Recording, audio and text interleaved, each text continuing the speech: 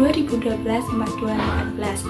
Di video ini, saya dan teman saya akan membahas konsep penting filsafat, yaitu epistemologi, yang mana epistemologi ini berperan penting dalam filsafat. Sebelumnya, kita juga tahu bahwa filsafat adalah ilmu yang mempelajari tentang bagaimana kita mencari kebenaran dan menggali pertanyaan-pertanyaan dalam kehidupan kita sehari-hari. Nah, dalam video kali ini, saya dan teman saya akan membahas tentang bagaimana kita mencari kebenaran, serta nanti juga ada tokoh-tokoh yang berkontribusi serta relevansinya dalam kehidupan sehari-hari kita. Semoga video kali ini bisa menambah wawasan kita tentang filsafat. Semoga bermanfaat. Untuk materi yang pertama itu ada cara mencari kebenaran.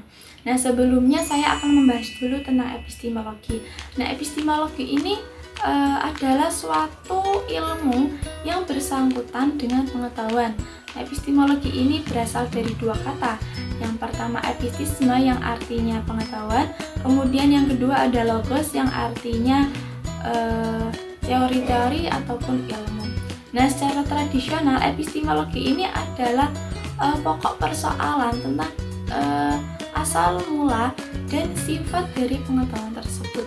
Jadi epistemologi ini itu adalah bagaimana kita mencari kebenaran, bagaimana kita bisa memastikan dan bagaimana cara kita mengetahui pengetahuan itu benar atau tidak.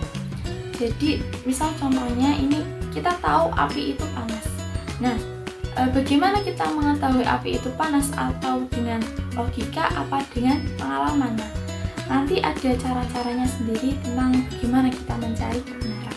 Nah, di epistemologi ini ada beberapa cara untuk mencari kebenaran, tergantung bagaimana kita menggunakan pendekatan tertentu. Yang pertama itu ada rasionalisme. Nah, rasionalisme ini adalah suatu kebenaran yang didapat dengan logika. Contohnya, kita tahu bahwa 2 tambah 2 itu 4. Nah, secara logika kan kita sudah berpikir, sudah tahu bahwa ya pasti 2 tambah 2 itu 4. Nah, itu secara rasionalisme. Kemudian yang kedua ada empirisme. Nah, empirisme ini yaitu suatu kebenaran yang kita dapat dari pengalaman atau observasi. Misalnya kita tadi tahu ya bahwa api itu panas. Nah, kita kok tahu api itu panas dari mana? Dari kita itu pernah nyentuh api, oh iya ternyata api itu rasanya panas. Ataupun kita tahu bahwa kalau hujan-hujanan itu membuat kita basah. Lo kok tahu kalau hujan-hujanan itu basah? Soalnya kita pernah hujan-hujanan terus ya baju kita basah. Itu pengalaman kita, observasi kita. Jadi kita mencari kebenaran tersebut dengan pengalaman atau observasi. Kemudian ada praktisme. Praktisme ini yaitu kebenaran yang didapat jika suatu pengetahuan itu berguna dalam kehidupan kita sehari-hari. Misalnya dengan metode belajar yang mudah. Kok saya rasanya mudah belajar dengan video misalnya. Nah, berarti itu adalah sesuatu yang berguna dari kehidupan kita. Kita merasakan wah, oh iya metode belajar seperti ini ternyata menyenangkan dan membuat lebih mudah. Nah, itu bisa dikatakan dengan praktisme. Nah, yang keempat itu ada kritisme. Kritisme adalah menggabungkan logika dengan pengalaman. Misalnya di sekolah kita belajar bahwa api itu panas. Nah, tapi kita benar-benar yakin kalau api itu panas setelah kita menyentuhnya. Nah, itu kan berarti logika dan pengalaman itu digabungkan. Nah, itu disebut dengan kritisme. Kemudian yang kelima ada fenomenologi. Nah, fenomenologi ini adalah pengetahuan yang didapat dari subjektif seseorang. Nah, misal saya dan teman saya ini menonton film yang sama. Nah, teman saya ini kok merasa sedih dia menonton film tersebut, tapi saya sendiri itu biasa saja. Padahal kita menonton film yang sama. Itu kan secara subjektif kan beda-beda. Nah, kemudian yang keenam itu ada skipitisme. Skipitisme ini meragukan semua klaim kebenaran karena ya dianggap sulit tercapailah kebenaran tersebut. Misalnya kita itu mendapat berita di sosial media. Nah, itu kan berita sosial media kan belum tentu benar atau tidaknya ya. Itu kan bisa menjadi keraguan kita, ini bisa jadi hoax ini, itu bisa disebut psikisme. Nah, nanti materi selanjutnya itu akan dilanjutkan dengan teman-teman saya. Saya akan melanjutkan materi dari Mbak Kamila, yaitu pengetahuan mengenai wahyu. Sumber utama pengetahuan dalam kajian epistemologi Islam adalah wahyu, yaitu Al-Quran dan Sunnah. Selain itu, sumber pengetahuan dalam Islam juga berasal dari akal sehat, panca indera, intuisi, dan alam fisik maupun metafisik. Ilmu pengetahuan mengalami perkembangan yang pesat di masa modern, di mana masyarakat telah memasuki tahap berpikir rasional. Metodologi yang menjamin kebenaran temuan-temuan pengetahuan manusia. Masyarakat yang mempertahankan keyakinan dan kebenaran agama dinilai sebagai masyarakat non-rasional yang naif dan subjektif. Ilmu pengetahuan rasional yang menjadi pilar utama peradaban modern pada perkembangan terakhirnya tumbuh dari semula mengagungkan manusia menjadi penguasa atas manusia. Ilmu menggantikan kedudukan wahyu Tuhan sebagai petunjuk kehidupan. Bahkan ilmu itu sendiri yang diramalkan akan menggantikan agama. Era modern dengan rasionalisme membuka babak baru hubungan agama dengan ilmu pengetahuan yang penuh konflik dan saling mengasingkan, menegaskan. Auguste Comte, abad 19 Masehi, bapak sosiologi modern, menyatakan bahwa peradaban modern terjadi bila manusia telah berpikir rasional, meninggalkan tahap berpikir teologis dan metafisik. Bila pada tahap berpikir teologis, manusia percaya bahwa di balik gejala-gejala alam terdapat kekuasaan adidotrati yang mengatur segalanya, kemudian pada zaman metafisika manusia masih dikuasai oleh kekuasaan adigotrati. Namun, melalui konsep-konsep dan prinsip-prinsip yang abstrak seperti kodrat dan penyebab, maka pada zaman yang disebut positif, sudah tidak ada lagi penyebab yang ada di belakang fakta-fakta. Atas dasar observasi dan dengan menggunakan rasionya, manusia berusaha menetapkan relasi-relasi atau urutan-urutan yang terdapat di antara fakta-fakta. Dalam zaman inilah, manusia baru dicatat sebagai penghasil ilmu pengetahuan yang sesungguhnya. Ambisi ilmu sekuler untuk meninggalkan agama kenyataannya membawa malapetaka bagi manusia modern sehingga terjadi krisis nilai dan kehidupan yang hampa makna. Untuk itulah diperlukan usaha untuk mengukur kembali antara sains dan wahyu dengan istilah ilmu integralistik, yaitu ilmu yang menyatukan, bukan sekedar menggabungkan wahyu Tuhan dan temuan pikiran manusia. Tidak akan mengucilkan Tuhan, sekularisme, dan juga tidak mengucilkan manusia. Tulisan ini bertujuan mendeskripsikan dialektika dalam ranah epistemologi peluang wahyu Al-Quran untuk dijadikan sebagai sumber ilmu pengetahuan. Selanjutnya, materinya akan diteruskan oleh teman saya. Sebelumnya, perkenalkan terlebih dahulu, saya Fairuz Sakila dengan NIM 201242226. Nah, di sini saya akan menjelaskan materi tentang pemikiran filsafat Al-Kindi. Pemikiran filsafat Al-Kindi adalah filsuf muslim pertama yang menggabungkan antara pemikiran filsafat Yunani dengan ajaran agama.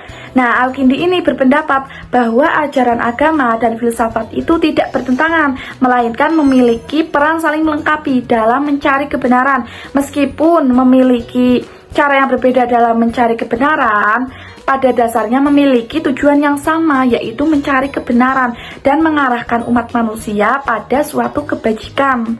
Nah, Al-Kindi ini juga berpendapat bahwa wahyu yang diturunkan oleh Tuhan melalui agama itu adalah sumber kebenaran yang harus diterima tanpa keraguan. Nah, akal manusia yang digerakkan oleh filsafat adalah alat untuk memahami dan menerjemahkan wahyu tersebut dalam bentuk yang lebih logis dan sistematis. Agama memberikan wahyu tersebut secara logis dan rasional, sementara filsafat membantu melalui akal. Nah, Al-Kindi ini juga meyakini bahwa akal manusia yang terlatih melalui filsafat itu dapat membantu seseorang untuk memahami esensi agama dengan lebih baik. Nah, selanjutnya tujuan hidup manusia. Menurut Al-Kindi, tujuan hidup manusia itu ya mencari kebahagiaan tertinggi. Kebahagiaan tersebut dicapai dengan dua kebajikan. Yang pertama kebajikan moral dan yang kedua kebajikan intelektual. Kebajikan moral ini berkaitan dengan tindakan yang baik. Sementara itu intelektual berkaitan dengan pemahaman rasional tentang Tuhan dan alam semesta. Nah, dengan demikian, Al-Kindi ini mengajarkan dua kombinasi antara pemahaman rasional dengan pengamalan ajaran agama itu akan membawakan manusia pada kebahagiaan dan kebenaran. Nah, selanjutnya contoh pemikiran filsafat Al-Kindi. Contoh pemikiran filsafat Al-Kindi ini dapat dilihat pada pandangannya tentang Tuhan dan alam semesta.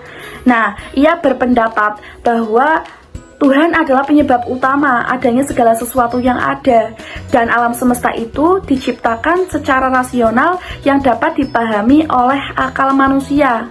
Nah, Al-Kindi ini menyatakan bahwa Tuhan adalah pencipta alam semesta yang tidak bergantung pada apapun. Nah, secara keseluruhan, pemikiran Al-Kindi ini menggambarkan integrasi yang harmonis antara akal, filsafat, dan agama dalam pencarian kebenaran dan kebajikan. Baik, saya di sini akan melanjutkan materi yang sudah dijelaskan oleh teman saya sebelumnya. Tetapi perkenalkan terlebih dahulu, saya Firdanata Syairunisa dengan NIM 2012-4235. Di sini saya akan membahas materi tentang epistemologis filsafat Islam menurut Ibnu Rushd. Nah, sebelum kita mengkaji lebih dalam pemikiran tentang filsafat Islam menurut Ibnu Rushd ini, kita ketahui dulu biografi beliau. Jadi Ibnu Rushd ini adalah seorang hakim dengan nama lengkap Abu Walid Muhammad bin Ahmad bin Muhammad bin Rushd. Jadi beliau ini dilahirkan dan juga besar di kota Cordoba. Nah, Ibnu Rushd ini adalah seseorang yang karismatik dan juga seseorang yang haus akan ilmu, sehingga beliau ini punya beberapa gagasan dan juga ide dalam beberapa karyanya. Nah, salah satu karya dari Ibnu Rushd ini adalah kitab Fasl al-Maqal, di mana di sini beliau menyatakan bahwa penalaran rasional itu tidak bertentangan dengan wahyu. Mengapa? Karena sesungguhnya penalaran rasional bukanlah sesuatu yang di luar syariat, melainkan sesuatu yang justru diperintahkan oleh syariat. Selain itu juga Ibnu Rushd menyatakan bahwa jika syariat-syariat yang benar atau yang hak dan mengajak kepada penalaran yang mengantarkan pengetahuan yang benar atau yang biasa disebut dengan ma'rifah al-haq, maka dipastikan bahwa penalaran filosofis tidak memungkinkan untuk bertentangan dengan yang disampaikan oleh syariat. Kebenaran satu tidak akan bertentangan dengan kebenaran yang lain, tetapi saling mendukung antara satu dengan yang lainnya. Nah, jadi dengan pemikiran Ibnu Rushd ini yang kemudian tidak sama atau tidak sepaham dengan filsuf-filsuf yang lain, termasuk juga Al-Ghazali, kemudian Ibnu Rushd ini membagi kemampuan manusia menjadi 3 metode atau menjadi 3 tingkatan. Yang pertama adalah kalangan awam, yang kedua masyarakat tingkat menengah, kemudian yang ketiga adalah kelompok kecil masyarakat. Nah, untuk tingkatan yang pertama atau metode yang pertama yaitu kalangan awam. Kalangan awam adalah kelompok masyarakat yang biasa berpikir secara tekstualis atau retoris atau yang disebut dengan khotobi dan tanpa menggunakan takwil. Kemudian yang kedua, masyarakat tingkat menengah. Nah, masyarakat tingkat menengah ini adalah kalangan masyarakat yang termasuk dalam kelompok pemikir yang menggunakan penalaran dialektis atau jadali. Kemudian yang terakhir adalah kelompok kecil masyarakat. Nah, kelompok kecil masyarakat adalah kelompok masyarakat yang tergolong dalam kelompok filosof yang mampu berpikir secara demonstratif atau barbani. Terima kasih. Saya Nailil Iza dengan NIM 20124140. Saya akan menjelaskan materi berikutnya, yakni epistemologi Islam Al-Ghazali. Pengembaraan Al-Ghazali dimulai dari kampung halamannya sampai ke penjuru dunia. Dengan ini, beliau banyak mengetahui peradaban dunia luar dengan berbagai problematikanya.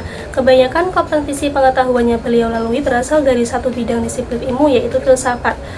Beliau salah satu filsuf Islam yang dikenal oleh dunia timur dan barat selain banyak filsuf Islam lainnya.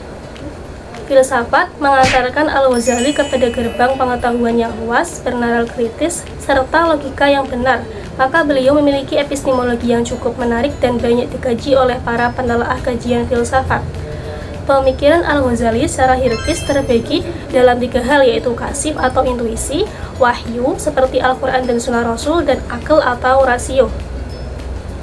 Di antara karya beliau yang saya akan jelaskan di sini yaitu kitab Ihya Ulumuddin yang berisi paduan indah antara fikih, tasawuf, dan falsafat. Yang kedua ada kitab Muqis min ad-Dhalal. Al-Ghazali mengelompokkan filosof menjadi 3, yakni filosof materialis atau dhariyun, filosof naturalis atau tabi'iyun, dan filosof ketuhanan atau ilahiyun. Yang ketiga dalam kitab Tahafut al-Falasifah dan Al-Muqit min ad-Dhalal, Al-Ghazali menentang filosof-filosof Islam, bahkan mengkafirkan mereka.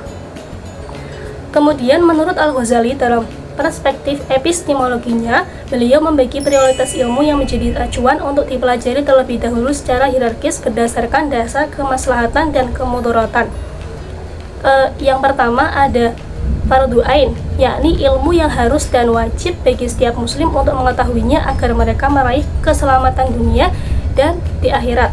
Yang kedua ada fardu kifayah, yakni segala ilmu yang tidak boleh untuk diabaikan agar manusia itu mampu mengatasi masalah keduniawian. Ilmu ini jika di antara manusia ada yang sudah menguasai, maka yang lainnya gugur kewajiban untuk menguasai ilmu ini.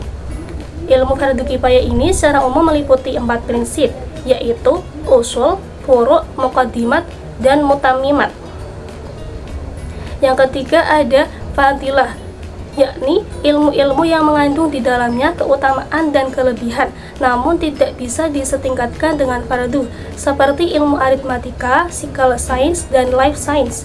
Yang keempat ada mubah, yakni ilmu yang netral, artinya kebolehan untuk menguasai ilmu ini tidak ada batasannya, seperti ilmu sejarah untuk mengabadikan momen penting dan ilmu permusikan. Namun, terkadang di tengah-tengah kaum muslimin masih banyak yang berbeda pendapat dengan argumen dasar yang mereka miliki. Dengan adanya ini bisa membuat ruang diskusi untuk meningkatkan daya kritis umat Islam sendiri. Yang terakhir, epistemologi. Menurut Imam Al-Ghazali ada matmumah, yaitu segala ilmu yang dicela. Menurut Al-Ghazali, pada dasarnya segala ilmu berasal dari Tuhan dan tidak ada yang dicela. Tetapi ilmu itu tidak menjadi dicela karena ada keterkaitan dengan manusia, baik dengan cara mendapatkannya, mengamalkannya, dan menyebarkannya, atau ilmu yang bertujuan untuk mencelakakan manusia sendiri, seperti ilmu horoskop atau ilmu ramalan bintang. Sekian, terima kasih dari kelompok kami. Kami berharap penjelasan ini dapat bermanfaat bagi kita semua.